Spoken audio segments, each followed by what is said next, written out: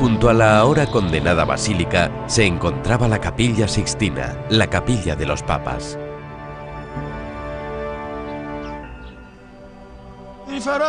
El Papa ordenó a Miguel Ángel que dividiera el techo de la capilla en varios segmentos y que pintara a los 12 apóstoles.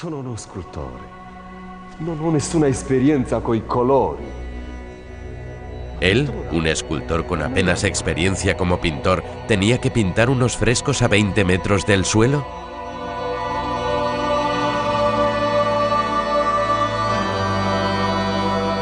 ¿Y tenía que hacerlo en una capilla que era un desastre arquitectónico? ¿Una caja rectangular de 40 metros?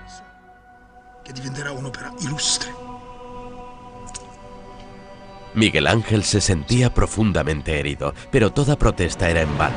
Julio había hablado. Sixto, el tío de Julio, había construido la Capilla Sixtina y desde entonces se habían celebrado en ella varios cónclaves. Era mitad iglesia, mitad fortaleza. Los soldados dormían en casamatas encima de las bóvedas que tenía que pintar Miguel Ángel.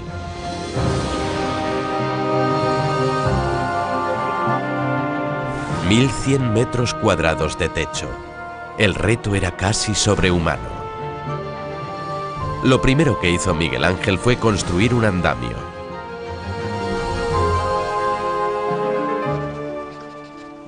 Miguel Ángel había aceptado el reto. Ahora necesitaba presentar un concepto espectacular. Y decidió pintar nada menos que el drama de la creación, el Génesis, con sus escenas de condena y perdón, sufrimiento y liberación. Francesco, prepari el diluvio. Ya que no podía tallar figuras tridimensionales para la tumba del Papa, las pintaría en el techo de la Capilla Sixtina.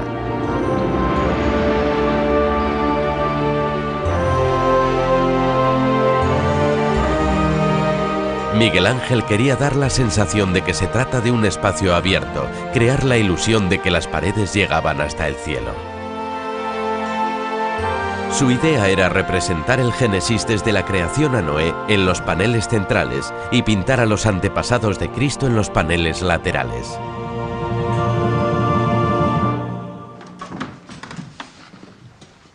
Miguel Ángel requirió la ayuda de expertos pintores al fresco de Florencia para que le ayudaran a hacer realidad su idea. Utilizaron plantillas cuadriculadas para trasladar a grandes cartones los bocetos del artista. Y perforaron el contorno de los dibujos para poder pintarlos en el techo de la capilla.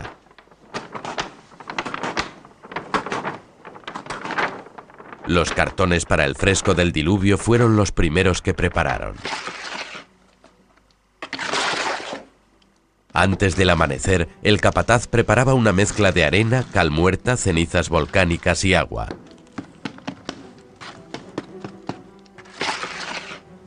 Y extendía este enlucido sobre la pared del techo en la que tenía previsto pintar el artista ese día.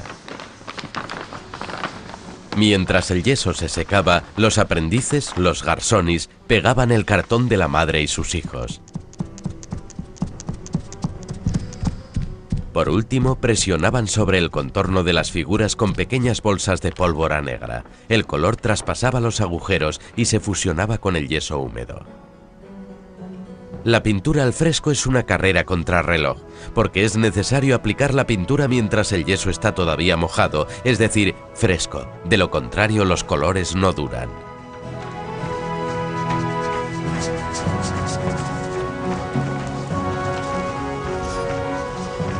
Pintar sobre el yeso húmedo es un trabajo arduo porque no es posible corregir nada.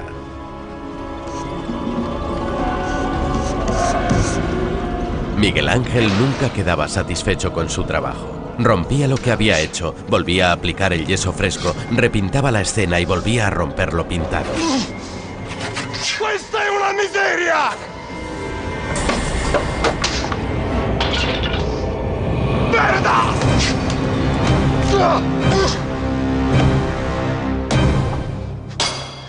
Perché guardi? Perché guardi? Sei fortunato, Perché sei sempre soddisfatto di quello che fai. Mentre io non ho mai portato a termine un'opera per cui possa ritenermi tale.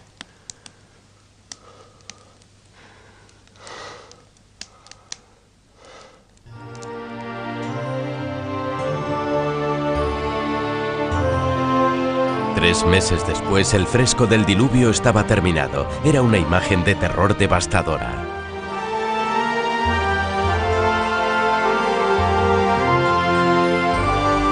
Pero Miguel Ángel se dio cuenta de que estaba despilfarrando sus fuerzas. Había pintado 61 figuras en un retablo de apenas 7 metros de ancho. La mayoría de las figuras eran demasiado pequeñas. Desde el suelo a 20 metros de distancia, el espectador apenas podía intuirlas. A partir de ese momento, el artista solo pintó figuras gigantescas en el techo de la bóveda. Profetas del Viejo Testamento de 4 metros de altura capturados en escorzos dramáticos como si fueran figuras en movimiento.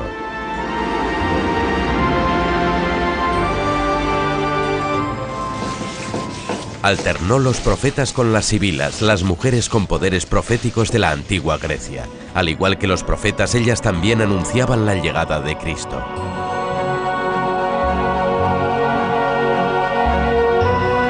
Jamás se habían visto unos colores tan fuertes y vivos.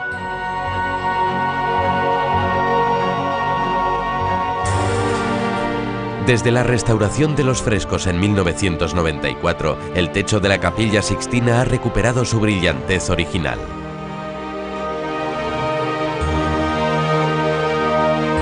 Para Miguel Ángel, solo la figura masculina tenía las proporciones ideales.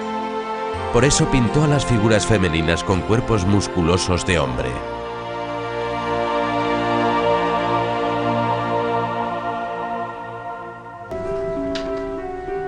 Así fue como diseñó a Eva, la madre de la humanidad. Arrebatado, con frecuencia se levantaba a trabajar por la noche, iluminando su obra con un sombrero cubierto de velas encendidas.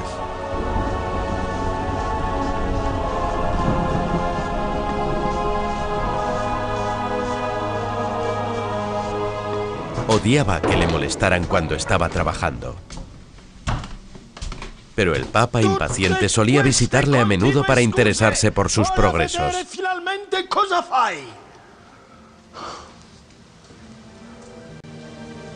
Julio era consciente de que Miguel Ángel estaba creando una obra de arte revolucionaria delante de sus ojos.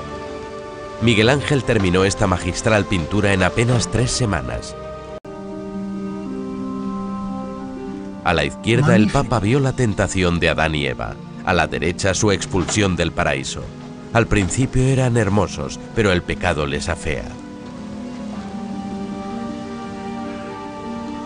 È qualcosa di completamente nuovo.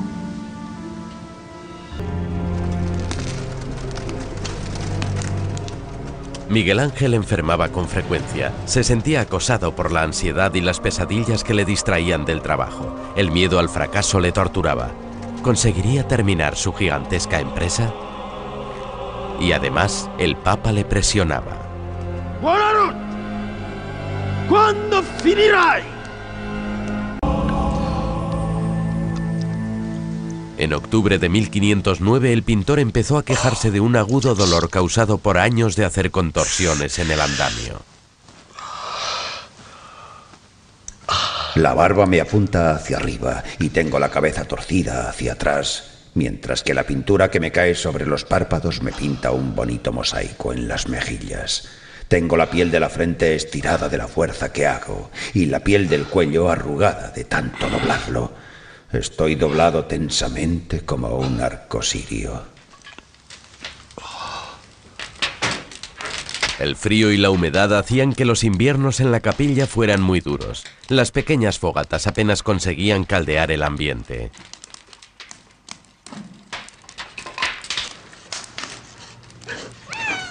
Al menos la piel de su gato conseguía calentarle un poco.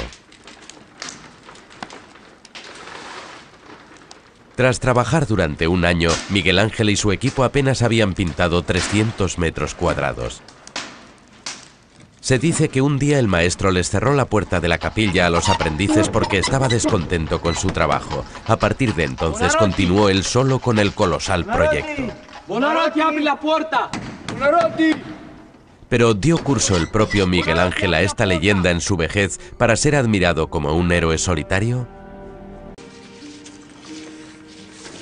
Sus aprendices dibujaban bocetos que eran como esculturas que hubieran cobrado vida. Estaban dibujados a la misma enorme escala que las poderosas estatuas del maestro. Ninguna de esas figuras está vestida. Partiendo de la palabra nudi, que significa desnudo, Miguel Ángel llamó a los 20 jóvenes de sus frescos los ignudi. Son criaturas de una belleza lasciva y ambigua, llena de sensualidad. En total, Miguel Ángel pintó 800 estructuras anatómicas diferentes. Così, così. Ecco. Durante su aprendizaje, Miguel Ángel pasó años diseccionando cadáveres en secreto para conocer mejor el cuerpo humano. Para representar la tensión de los músculos en movimiento, Miguel Ángel necesitaba conocer el cuerpo humano en detalle. Ángel transformó el famoso modelo en un festín de equilibrio en su representación de la Sibila Livia.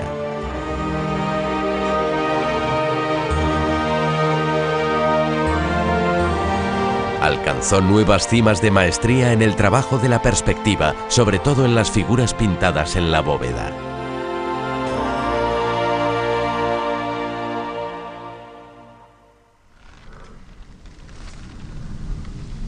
Sus bocetos eran muy valorados por los coleccionistas. En la actualidad están considerados como obras maestras absolutas. A partir de ello se desarrolló una nueva forma de arte. Los bocetos dejaron de ser considerados simples diseños previos para pinturas más grandes para pasar a ser consideradas obras de arte por derecho propio. El genio de Miguel Ángel asombraba a sus contemporáneos, aunque él era más modesto en sus apreciaciones. El genio es tener una paciencia eterna. Desechar, dibujar y volver a hacer lo dibujado. El arte debe parecer que ha sido creado sin esfuerzo. El impaciente Miguel Ángel tuvo que esperar 14 meses antes de volver a retomar su colosal obra. Decorar la primera mitad del techo le llevó 2 largos años, pero solo tardó un año en completar los 600 metros cuadrados restantes.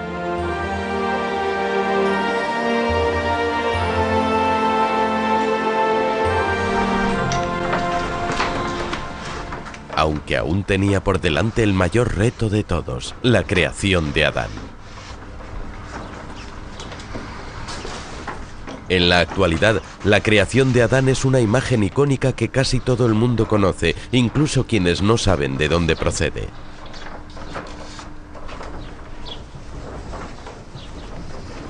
Miguel Ángel había adquirido tal dominio de la técnica de la pintura al fresco que pintó a Adán en un tiempo récord, solo 4 días.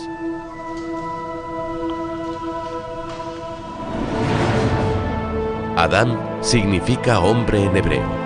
El Adán de Miguel Ángel representa uno de los más altos ideales del Renacimiento, la belleza como representación de un alma pura, pero también la belleza de un hombre creado a imagen y semejanza de Dios.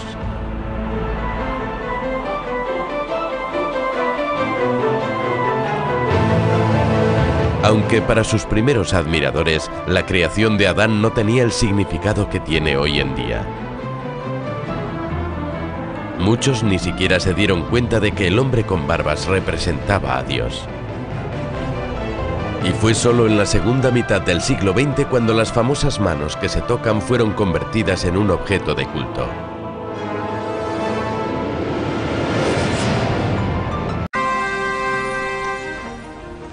Noviembre de 1512. El Papa y el resto de visitantes curiosos están en éxtasis. Por fin está terminada la gran obra.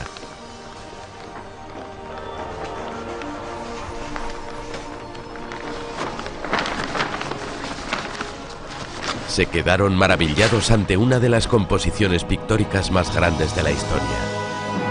150 secciones individuales con 343 figuras individuales. El artista que quería ser escultor resultó ser el pintor más genial de todos los tiempos.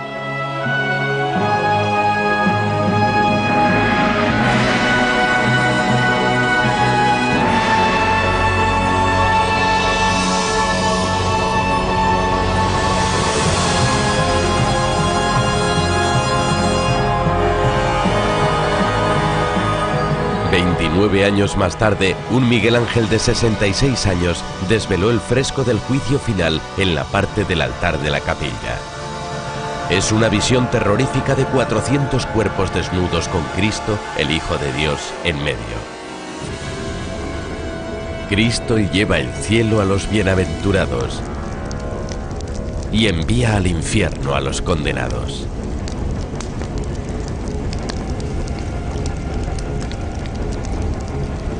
El alegre liberalismo del Renacimiento había dado paso a una profunda angustia.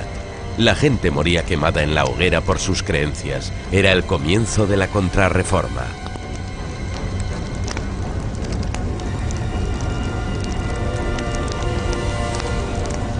La formidable obra maestra de Miguel Ángel era apocalíptica. Reflejaba el tormento espiritual que le acuciaba cada vez más.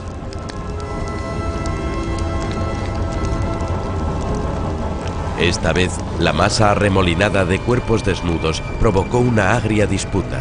El fresco fue considerado escandaloso y llegó incluso a hablarse de herejía.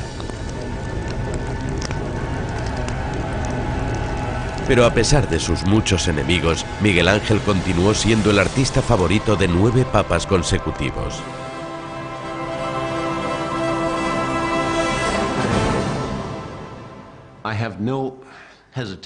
No tengo ninguna duda en considerar a Miguel Ángel una superestrella. Fue la primera superestrella del mundo del arte. Lo que es lo mismo que hablar de alguien que adquiere una fama tan extraordinaria que sus ingresos son desproporcionados en relación a los ingresos de los demás.